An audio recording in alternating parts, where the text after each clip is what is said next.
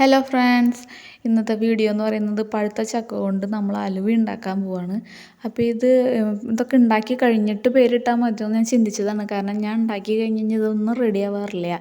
അപ്പം ഞാൻ യൂട്യൂബിൽ പല റെസിപ്പിയും കണ്ട് ഇവിടെ വലിയ കാര്യത്തിൽ സാധനങ്ങളൊക്കെ മേടിച്ച് അതൊക്കെ ട്രൈ ചെയ്ത് നോക്കും, ഒക്കെ കാട്ടിക്കളയേണ്ട അവസ്ഥയാണ് വരാറ്. അപ്പോൾ ഇന്ന് എന്താവുമെന്ന് എനിക്കൊരു ഉറപ്പില്ല. എന്തായാലും നമുക്ക് നോക്കാം തന്നെ എന്തെല്ലാം സാധനങ്ങൾ ഇതുമാതിരി കളയണുണ്ട്. ഇപ്പോൾ പഴുത്ത ചക്കയല്ലേ, നമ്മുടെ വീട്ടിലുള്ളതല്ലേ, അപ്പോൾ ഉണ്ടാക്കി നോക്കാം.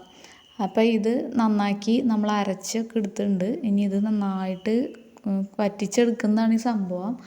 അപ്പോൾ ഇതിനെ എപ്പോഴും ഇളക്കിക്കൊണ്ടിരിക്കണം, അതാണ് ഇതിൻ്റെ മെയിൻ. പിന്നെ അതേ ശർക്കര ഉരുക്കണം. അപ്പോൾ 4 ഇട്ടുണ്ടായിരുന്നു കേട്ടോ, 3 ഇട്ടത് അതിൽ കാട്ടിയിട്ടുള്ളൂ. അത് പിന്നെ അപ്പോഴത്തേക്കും വീഡിയോ ഒക്കെ കട്ടായി പോയി. പിന്നെ അതിനും വലിയ 8ൻ്റെ പണി എനിക്കിത് ഉണ്ടാക്കിക്കൊണ്ടിരിക്കുമ്പോൾ കിട്ടിയായിരുന്നു. ഞാനത് വഴിയെ പറഞ്ഞു തരാം. അപ്പോൾ ഇത് നന്നായിട്ട് കുറുക്കിയൊക്കെ എടുത്ത് നമ്മുടെ ചക്ക അരച്ച് വെച്ചേക്കണതിലേക്ക് ഒഴിച്ചിട്ട് മിക്സാക്കി പിന്നെ നന്നായിട്ട് ഇളക്കണം. ഇടയ്ക്കിടയ്ക്ക് നെയ്യ് ഒഴിച്ച് കൊടുക്കണം. ഇതൊക്കെയാണ് ഇതിൻ്റെ മെയിൻ പരിപാടികൾ. ഞാൻ വലിയ കാര്യമായിട്ട് റെസിപ്പിയൊന്നും പറയണില്ല, നിങ്ങൾക്ക് എല്ലാവർക്കും അറിയേണ്ടതാണ്. ഞാൻ തന്നെ യൂട്യൂബിൽ നോക്കിയാണ് ഉണ്ടാക്കണത്. ഞാൻ പലപ്പോഴും യൂട്യൂബിൽ നോക്കി പലതും ഉണ്ടാക്കാറുണ്ട്, പക്ഷേ അതൊന്നും ശരിയാവാറൊന്നുമില്ല, എന്തെങ്കിലും ആവട്ടെ. അപ്പോൾ ഇത് ഇങ്ങനെ ചെയ്തുകൊണ്ടിരിക്കുമ്പോൾ നമ്മുടെ ശർക്കരപ്പാനി ഒഴിക്കണ വീഡിയോ ശരിക്കും എടുക്കാൻ ഞാൻ മറന്നു. എന്നിട്ട് ഞാൻ വെറുതെ വീഡിയോ ഓൺ ആക്കിയിട്ട് ലാസ്റ്റ് വെറുതെ ഇങ്ങനെ ഒഴിക്കണ മാതിരി കാട്ടിയതാണ്. അപ്പോൾ അത് എങ്ങനെയായി വന്നിട്ടുണ്ട് കേട്ടോ. ഇനി ഇതിലേക്ക് നമ്മൾ എന്നിട്ട് ചേർക്കാമെന്ന് വെച്ചാൽ ഒരു നുള്ളു ഉപ്പ് ഇടണം, പിന്നെയും കുറച്ച് പഞ്ചസാര ഇടണം, പിന്നെ നമ്മൾ കുറച്ച് തേങ്ങാപ്പാൽ എടുത്ത് വെച്ചിട്ടുണ്ട്. അതിനകത്ത് ഒരു 2-3 സ്പൂൺ അരിപ്പൊടി ഇട്ടിട്ട് മിക്സ് ചെയ്ത് വെച്ചതാണ്. അപ്പോൾ അതും കൂടി ഒഴിക്കുന്നുണ്ട് കേട്ടോ. ഈ 3 സാധനം ഒഴിക്കണം. പിന്നെ ഇടയ്ക്കിടയ്ക്ക് നെയ്യ് ഒഴിച്ച് കൊടുക്കണം. ഇത്രയൊക്കെയാണ് നമ്മൾ ഇതിനകത്ത് ഒഴിച്ചുകൊണ്ടിരിക്കണം. അപ്പം നെയ്യൊക്കെ വാരിക്കൊക്കെ ഒരുക്കുക പറഞ്ഞിട്ട് ഒഴിക്കുന്നുണ്ട്, എന്താവുന്നൊരു പിടിയില്ല. പിന്നെ ഞാൻ വിചാരിച്ച ദൈവമേ ഇത് ഇനി കളയേണ്ട വരുമോ. പിന്നെ നോക്കിയപ്പോൾ ചക്ക അലുവ ആയില്ലെങ്കിലും ചക്ക വരട്ടിയതാന്ന് പറയാമല്ലോ, എല്ലാ അട ഉണ്ടാക്കാനെങ്കിലും ഉപയോഗിക്കാം, ശരിയായില്ലെങ്കിൽ എന്നൊക്കെ വിചാരിച്ചു. പിന്നെ എൻ്റെ ഫോണിൻ്റെ കവർ അവിടെ കാഴ്ച കണ്ടിരിക്കുന്നുണ്ടോ? ശരിക്കും കാഴ്ച കണ്ടിരിക്കുന്നതല്ല, അത് ശർക്കര പാനി ഉണ്ടാക്കി മാറ്റി വെച്ചുകൊണ്ട് ഞാൻ ചക്ക ഇളക്കാൻ നിന്നപ്പോഴത്തേക്കും ഫോൺ മറിഞ്ഞ് ശർക്കര പാനിയിലേക്ക് വീണു. ഒന്നും പറയാനും കിട്ടണില്ല. അതിലേക്ക് വീണ് കഴിഞ്ഞപ്പോഴത്തേക്കും ഞാൻ പേടിച്ച് പോയി. ദൈവം ഇനി എന്ത് ചെയ്ത്, ചാരി വെച്ചേക്കല്ലായിരുന്നു, അവിടെ നിന്ന് മറിഞ്ഞ് വീണതാ. വേഗം എടുത്ത് തുടച്ചു. ഭാഗ്യത്തിന് കവറുമ്മയാണ് ആയത്.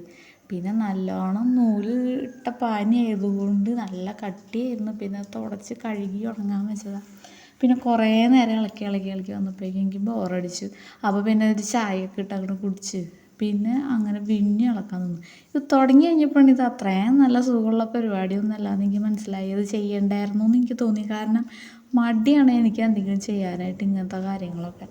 ഇത് വലിയ സംഭവമായിട്ട് ഞാൻ ചെയ്തു തുടങ്ങിയതാണ്. പിന്നെ ആയപ്പോൾ എനിക്ക് മടിയായി. പിന്നെ എൻ്റെ മുഖമൊന്നും ഇതിനകത്ത് കാണില്ല, കാരണം എൻ്റെ മുഖം നിറച്ചും പുച്ഛഭാവമാണ്.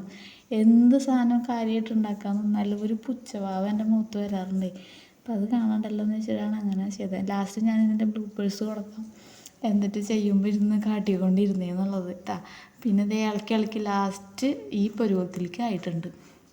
എത്ര നേരത്തെ ഇളക്കലാന്നറിയാം. അത് ഇളക്കി ഒരുവിധം ഇങ്ങനെയൊക്കെ ആയിട്ടുണ്ട്. അപ്പോഴേക്കും മടുത്തായിരുന്നു എനിക്ക്. പിന്നെ ഇത് വീഡിയോ എടുക്കണ കാരണം കൊണ്ട് പൂർത്തിയാക്കണമല്ലോ എന്ന് വിചാരിച്ച് ചെയ്യാണ് കേട്ടോ. ഇവിടേക്ക് ആയപ്പോൾ ഞാൻ വിചാരിച്ചു ഇനി ഇത്ര ആക്കിയിട്ട് ഇനി വല്ല ചക്കടി ഉണ്ടാക്കിയാൽ മതിയോ എന്നൊക്കെ. പിന്നെ ഇതുമാതിരി ആയിട്ടുണ്ട്. നല്ലോണം നെയ്യ് ഒഴിച്ച് വറ്റിച്ച് വന്നു. ഇനി ഇതിൻ്റെ അവസാനം പാളിപ്പോയെന്ന് ഞാൻ പറഞ്ഞത്, ഇതിൻ്റെ അവസാനമാണ് അതിൻ്റെ സംഭവം വരണം കേട്ടോ. ഇത് ഞാൻ വലിയ കാര്യത്തിൽ പാത്രത്തിൽ നെയ്യൊക്കെ തടവി അടിപൊളിയായിട്ട് ഇതിലേക്ക് ഇട്ടു. പക്ഷെ എൻ്റെ അടുത്ത് അണ്ടിപ്പരിപ്പോ വെള്ളമോ ഒന്നും ഇല്ല ഡെക്കറേഷൻ പരിപാടിക്ക്. അപ്പോൾ പിന്നെ വലിയ ഡെക്കറേഷനൊന്നും വേണ്ട എന്ന് വിചാരിച്ചു. പിന്നെ അതങ്ങോട്ട് പരത്തി, സ്പൂണൊക്കെ പരത്തിയിട്ട് ശരിയാണ്ടായില്ല. പിന്നെ ഞാൻ അത് കാട്ടിയില്ല. പരത്തി കഴിഞ്ഞിട്ട് ഇത് ഇങ്ങനെയാക്കി എടുത്തു വെച്ചു. പിന്നെ പിള്ളേർ സ്കൂളിലോട്ട് വന്നിട്ട് കാണിച്ചു കൊടുത്തു. അപ്പോൾ വലിയ ആകാംക്ഷ, അമ്മ സൂപ്പറായിട്ടൊരു സാധനം ഉണ്ടാക്കിയിട്ടുണ്ടല്ലോ എന്ന് പറഞ്ഞു. ഞാൻ പറഞ്ഞു ഞാൻ മുറിച്ച് തരാം. ഇവിടെയാണ് എനിക്ക് പാളിപ്പോയത്. ഇതെന്താ ചെയ്യേണ്ടതെന്ന് വെച്ചാൽ ഈ പാത്രം വേറെ പാത്രത്തിൽ കമത്തി വെച്ചിട്ട്, പണ്ട് ചിരട്ടയിൽ മണ്ണപ്പം ചുടുമ്പോൾ കമത്തിയിട്ട് തട്ടില്ലേ, അതേമാതിരി തട്ടിയിട്ട് എടുക്കണമായിരുന്നു. അപ്പോൾ അത് വട്ടത്തിൽ ഇങ്ങനെ വന്ന് വീഴും. അപ്പോഴാണ് നല്ല കഷ്ണമായിട്ട് മുറിച്ചെടുക്കണ്ടേ. ഇത് മുറിക്കുമ്പം കിട്ടുന്നില്ല, കണ്ട. ഇങ്ങനെയാണ് അതിൻ്റെ കോലം. പിന്നെ തിന്നപ്പോൾ നല്ല ടേസ്റ്റ് ഉണ്ടായിരുന്നു കേട്ടോ. ഇങ്ങനെയൊക്കെയാണ് വന്നതെന്നുണ്ടെങ്കിലും പിള്ളേർ പറഞ്ഞു നല്ല രസം തമ്മയെന്ന് പറഞ്ഞു. ഇനിയിപ്പോൾ എന്നെ സമാധാനിപ്പിക്കാൻ പറഞ്ഞതാണോ എന്തോ, എന്തായാലും നല്ലതെന്ന് പറഞ്ഞു. അത് വേണമെങ്കിൽ പ്രൂഫിന് വോയിസ് ഞാൻ വയ്ക്കാം പിള്ളേരുടെ കേട്ടോ.